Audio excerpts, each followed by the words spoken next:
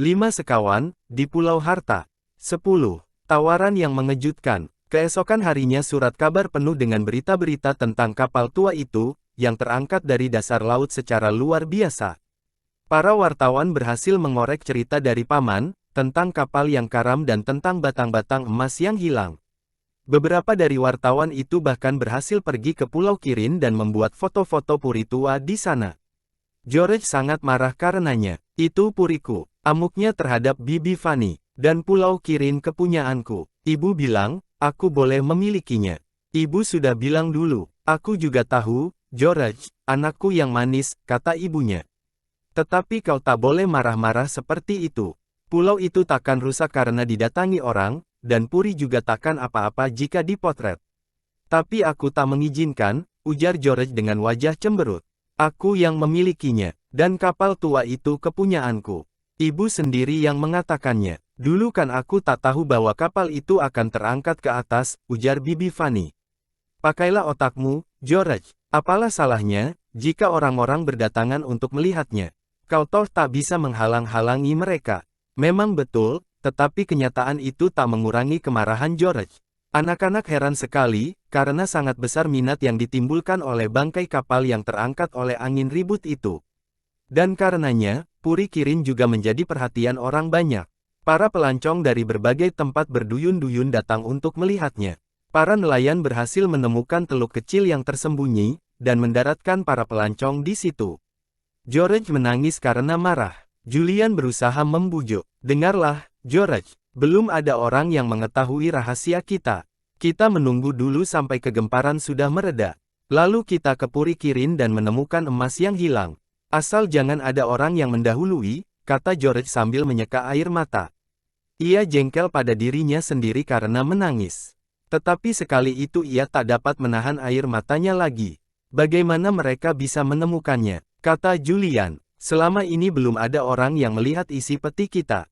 Aku sekarang sedang menunggu-nunggu kesempatan baik. Aku hendak mengeluarkan peta dari dalamnya, sebelum terlihat orang lain. Tetapi ternyata Julian tidak mendapat kesempatan yang ditunggu-tunggunya itu, karena sebelumnya sudah terjadi sesuatu yang sangat mengejutkan. Paman Quentin menjual peti tua itu pada seseorang yang biasa membeli barang-barang antik. Sehari dua hari setelah kegemparan pecah tentang kapal tua, Paman muncul dari kamar kerjanya dengan wajah berseri-seri.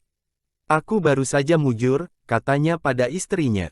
Kau masih ingat pada peti tua berlapis timah yang diambil anak-anak dari bangkai kapal?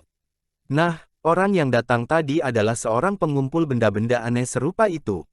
Peti itu dibelinya dengan harga mahal. Benar-benar beruntung aku kali ini. Hasilnya bahkan melebihi pembayaran yang mungkin kuterima dari hasil penjualan buku karanganku. Begitu orang itu melihat peta tua dan buku harian yang terdapat di dalamnya, dengan segera ia mengatakan mau memborong semuanya. Anak-anak menatapnya dengan kaget. Peti itu dijual oleh paman. Sekarang pasti ada orang yang akan meneliti peti itu, dan berhasil menarik kesimpulan tentang arti kata ingot. Kisah tentang emas yang hilang sudah dibeberkan dalam semua surat kabar. Jadi takkan mungkin ada orang yang tak mengetahui makna peta itu, jika mempelajarinya dengan cermat. Anak-anak tak berani menceritakan hal yang mereka ketahui kepada Paman Quentin. Memang, sekarang dia tersenyum-senyum. Paman bahkan berjanji akan membeli jala baru untuk menangguk udang, begitu pula sebuah rakit untuk mereka. Tetapi sifat Paman cepat berubah-ubah. Dia mungkin akan marah-marah lagi jika mendengar bahwa Julian mengambil peti dan membukanya, sewaktu Paman sedang tidur. Ketika mereka sudah sendiri, keempat anak itu sibuk membicarakan persoalan yang serius itu. Mereka sudah mempertimbangkan, apakah sebaiknya menceritakan rahasia mereka kepada Bibi Fanny. Namun rahasia itu begitu berharga dan sangat mengasyikkan. Mereka tak ingin ada orang lain ikut mengetahui. Sekarang begini saja, kata Julian pada akhirnya. Kita meminta izin pada Bibi Fanny agar diperbolehkannya pergi ke Pulau Kirin dan menginap sehari dua hari di sana. Kalau diperbolehkan, kita akan mendapat kesempatan barang sedikit untuk melihat-lihat dan berusaha menemukan emas. Itu, aku yakin, dalam beberapa hari mendatang takkan ada lagi pelancong yang akan masih datang. Barangkali saja kita akan berhasil menemukan jalan ke ruangan bawah tanah, sebelum orang lain mengetahui rahasia kita. Bahkan mungkin orang yang membeli peti itu sama sekali tak mengira bahwa peta yang ada di dalamnya adalah gambar puri Kirin. Anak-anak menjadi agak gembira. Sebelumnya mereka lesu, karena tak ada yang diperbuat. Begitu mereka mengadakan rencana untuk bertindak, perasaan menjadi lebih enak. Mereka memutuskan untuk menanyakan pada Bibi Fanny besok, apakah mereka boleh menginap akhir pekan itu di Puri. Cuaca sangat cerah, dan acara mereka pasti akan menyenangkan. Mereka akan membawa bekal makanan sebanyak-banyaknya. Ketika mereka mendatangi Bibi Fanny untuk minta izin, kebetulan Paman Quentin ada di situ. Kelihatannya sedang gembira. Julian bahkan ditepuk-tepuk punggungnya sambil tersenyum-senyum. Wah, ada utusan. Kelakarnya, ada perlu apa? Kami ingin menanyakan sesuatu pada Bibi, jawab Julian dengan sopan. Bibi, cuaca hari ini sangat cerah. Bolehkan kami menginap di Puri Kirin akhir pekan ini? Kami ingin tinggal di sana sehari 2 hari. Kami betul-betul sangat kepingin. Bagaimana pendapatmu, Quentin? Tanya Bibi sambil berpaling memandang suaminya. Kalau mereka kepingin, bisa saja, kata Paman. Dalam waktu dekat mereka toh tak bisa lagi. Anak-anak, kita menerima penawaran baik. Ada orang kepingin membeli Pulau Kirin. Ia berniat memugar Puri untuk dijadikan hotel. Pulau Kirin hendak dijadikannya tempat berlibur. Nah, bagaimana pendapat kalian? Keempat anak itu cuma bisa memandang Paman Quentin yang tak henti-hentinya tersenyum. Mereka kaget sekali. Ada orang yang hendak membeli pulau mereka. Mungkinkah rahasia mereka telah terbongkar?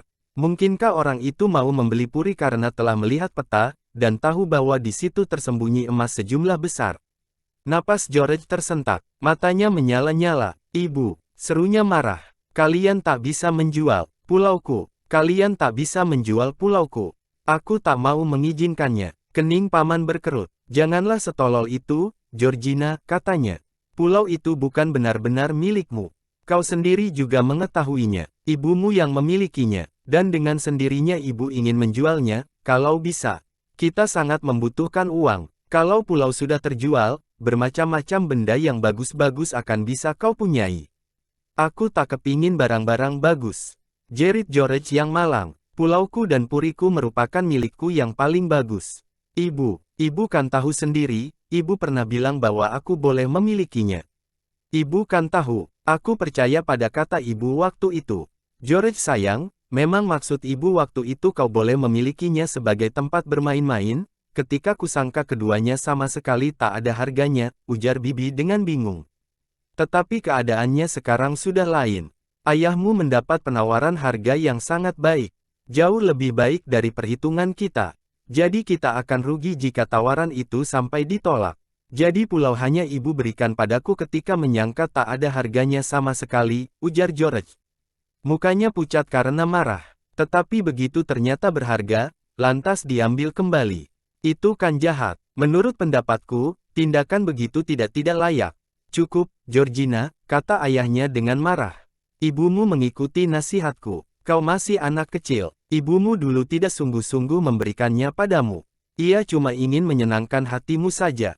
Tetapi kau juga tahu bahwa uang yang akan kita peroleh bisa ikut kau nikmati. Kau membeli apa saja yang kau ingini, bisa. Aku tak mau sedikit pun dari uang itu, kata George dengan suara serak. Kalian akan menyesal menjualnya. Dengan terhuyung-huyung, George keluar dari kamar. Anak-anak yang lain merasa kasihan padanya. Mereka bisa membayangkan perasaannya. George terlalu sungguh-sungguh menghadapi segala hal. Menurut pendapat Julian, George tak memahami sifat orang-orang dewasa. Tak ada gunanya menentang mereka, karena orang dewasa toh akan berbuat semau mereka. Jika mereka bermaksud hendak mengambil pulau dan puri milik George, mereka bisa saja. Bila hendak dijual, juga bisa. Tetapi Paman Quentin tak mengetahui bahwa di pulau itu mungkin tersimpan harta berupa emas berbatang-batang. Julian memandang pamannya sambil berpikir-pikir.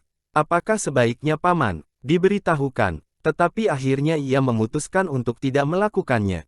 Siapa tahu, mungkin mereka berempat berhasil lebih cepat menemukan emas itu. Kapan pulau itu akan dijual, Paman? Tanyanya tenang. Surat jual belinya akan ditandatangani minggu depan, jawab Paman. Jadi jika kalian sungguh-sungguh ingin menginap sehari 2 hari di sana, sebaiknya cepat-cepat sajalah. Karena mungkin jika Sudah dijual, kalian tak diizinkan lagi datang ke sana oleh pemiliknya yang baru. Yang hendak membelinya, apakah dia orang yang membeli peti tua? Tanya Julian lagi. Betul, jawab paman. Aku sendiri juga agak heran mulanya, karena kukira dia hanya membeli barang-barang antik saja. Yang kuherankan adalah bahwa dia mendapat gagasan untuk membeli Pulau Kirin, dan memugar Puri untuk dijadikan hotel. Tetapi kurasa mengusahakan hotel di situ akan mendatangkan untung besar. Romantis rasanya tinggal di pulau kecil seperti itu. Tamu pasti akan datang berbondong-bondong. Aku sendiri bukan pengusaha. Aku takkan mau menanamkan modal pada suatu tempat seperti Pulau Kirin. Tetapi kurasa dia tahu apa yang diperbuatnya. Ya, dia pasti tahu, pikir Julian dalam hati sewaktu keluar bersama Dick dan Anne. Dia sudah melihat peta, dan mencapai kesimpulan sama seperti kami. Emas yang hilang tersimpan di salah satu tempat di pulau itu. Dan dia berniat untuk mengambilnya. Orang itu sama sekali tak bermaksud hendak membangun sebuah hotel. Ia mengejar harta yang tersembunyi. Kurasa penawaran yang diajukan pada Paman Quentin rendah sekali. Hanya paman yang malang itu saja yang memandangnya luar biasa tinggi. Wah, kejadian ini gawat sekali. Julian mencari George, dan ditemukannya dalam gudang peralatan. Mukanya pucat seperti tak berdarah. Katanya ia merasa tak enak badan. Itu kan hanya karena perasaanmu sedang kacau, ujar Julian. George dirangkulnya. Sekali itu saudara sepupunya tak menepiskan lengannya. George merasa terhibur. Air matanya mulai berlinang-linang. Dengan jengkel George mengejap-ngejapkan mata, berusaha melenyapkan bukti tangisnya. Kita tak boleh putus asa, George, ujar Julian. Besok kita ke Pulau Kirin. Kita akan berusaha keras untuk menemukan jalan turun ke ruangan di bawah tanah, serta menemukan emas yang hilang. Kita takkan pulang sebelum berhasil. Ayo, bergembiralah sedikit, karena kami memerlukan bantuanmu merencanakan segala-galanya. Untung peta itu sudah kita buat jiplakannya. George agak berkurang sedihnya. Ia masih marah terhadap orang tuanya. Tetapi perasaannya menjadi agak enak, karena membayangkan akan menginap sehari 2 hari di Pulau Kirin. Dan tim akan diajak serta. Menurut perasaanku, orang tuaku tidak baik hati, katanya. Ah, sebetulnya bukan begitu, kata Julian. Bagaimanapun juga, jika mereka sangat membutuhkan uang maka bodohlah untuk tidak menjual sesuatu benda yang menurut perkiraan mereka tak ada harganya. Dan lagi ayahmu kan sudah mengatakan bahwa kau boleh meminta apa saja yang kau ingini. Kalau aku jadi engkau, aku tahu apa yang akan ku minta. Apa? Tanya George ingin tahu. Tentu saja Tim, kata Julian. Mendengarnya, George tersenyum lebar. Dadanya terasa menjadi lapang seketika itu juga.